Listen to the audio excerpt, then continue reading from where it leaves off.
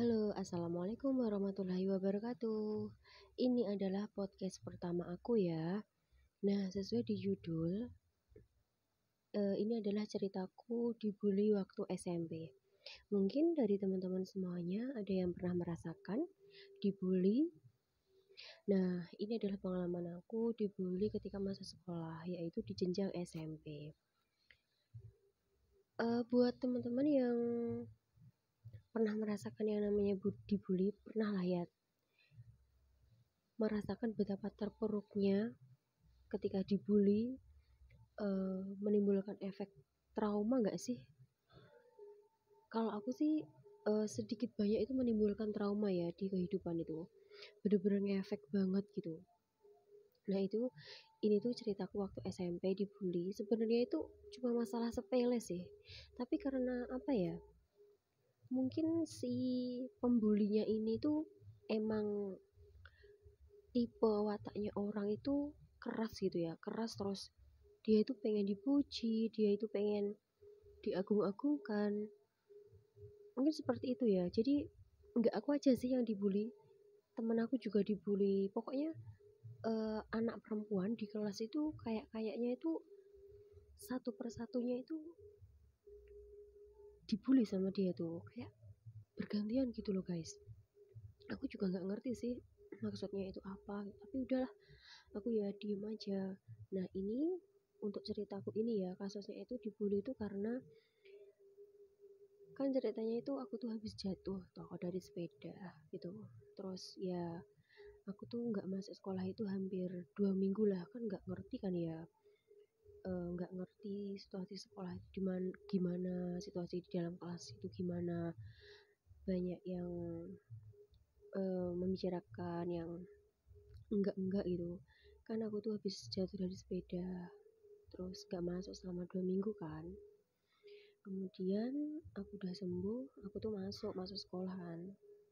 Kan ya udah ketinggalan pelajaran itu kan banyak banget gitu.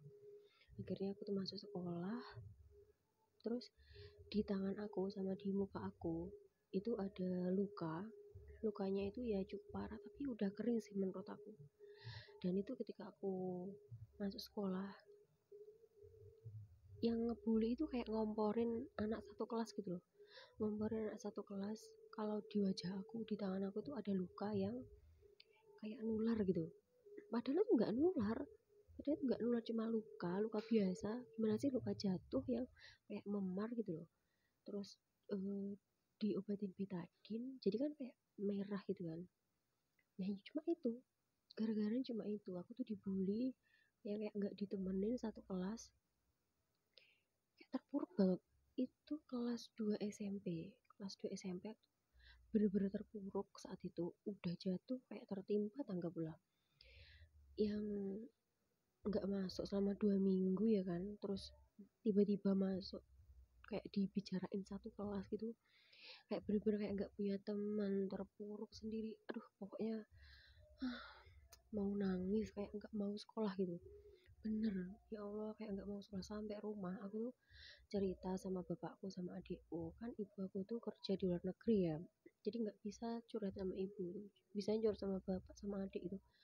Aku tuh nangis sampai rumah, pulang sekolah itu nangis. Aku kok gini, kok diginiin gitu, kayak nggak mau sekolah waktu itu. Tapi ya udahlah, aku pasrah ya, yang namanya ya sifat orang kan ya memang ada yang seperti itu. Ya udahlah, sabar aja, sabar sabar terus. Dan akhirnya ada teman yang apa tuh, simpati lah enaknya.